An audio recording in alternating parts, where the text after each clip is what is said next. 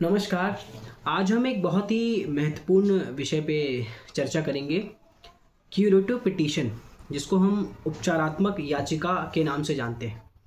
जब किसी व्यक्ति की जो दया याचिका है वो अनुच्छेद 72 के अंतर्गत राष्ट्रपति के द्वारा खारिज कर दी गई है, या फिर उसने जो पुनः विलोकन याचिका फाइल किया है उसकी जो रिव्यू पिटीशन है वो सुप्रीम कोर्ट के द्वारा खारिज कर दी गई है, तो उसके बाद व्यक्ति के पास क्या उपचार बचता है, इसके लिए संविधान में कोई भी प्रावधान नहीं था।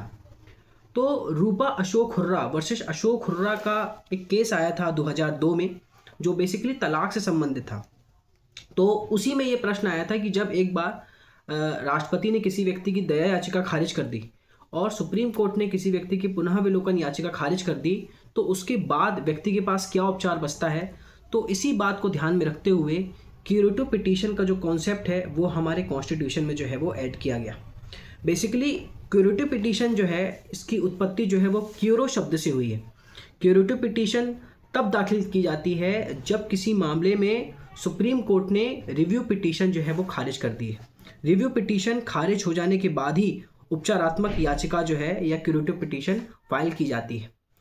क्यूरेटिव पिटीशन या उपचारात्मक याचिका फाइल करने से पहले पक्षकार को ये साबित करना पड़ता है कि जब उसने रिव्यू पिटीशन फाइल किया था तो उसमें कुछ बातें छूट गई थी, जैसे कि कुछ न्याय के सिद्धांत छूट गए थे, या प्रिंसिपल ऑफ नेचुरल जस्टिस का वॉल्यूशन हो रहा है, या किसी व्यक्ति के फंडामेंटल राइट का वॉल्यूशन हो रहा है, या उसको एक ग्राउंड उसको जो है वो न्यायालय के सामने पेश करना पड़ेगा।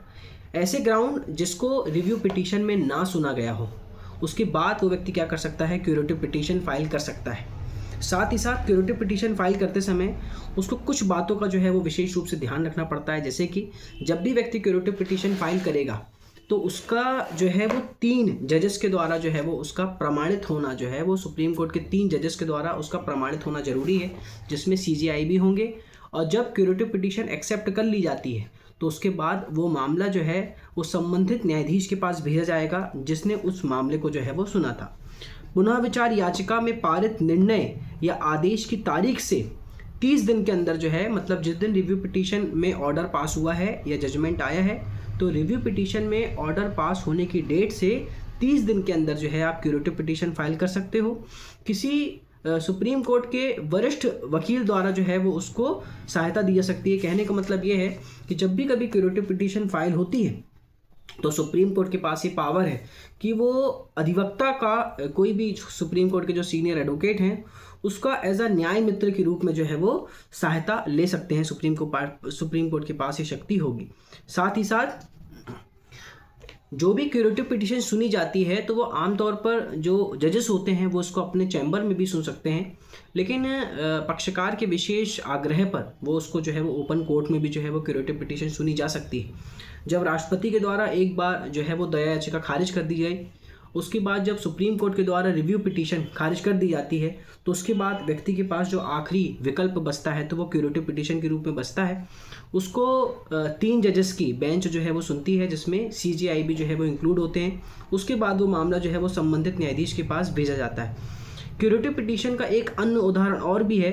1993 में जो मुंबई ब्लास्ट हुआ था, जिसमें याकूब अब्दुल रज्जाक मेनन के द्वारा जो है वो राष्ट्रपति के सामने दया याचिका फाइल की गई थी, और जो दया याचिका जो है वो खारिज कर दी गई थी।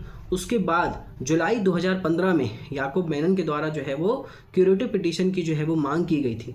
आमतौर पर देखा जाता है कि जब किसी व्यक्ति के पास कोई भी रास्ता नहीं बचता, याद रखिएगा, रिव्यू पिटीशन फाइल होने के बाद ही क्यूरेटिव पिटीशन जो है वो फाइल की जाती है।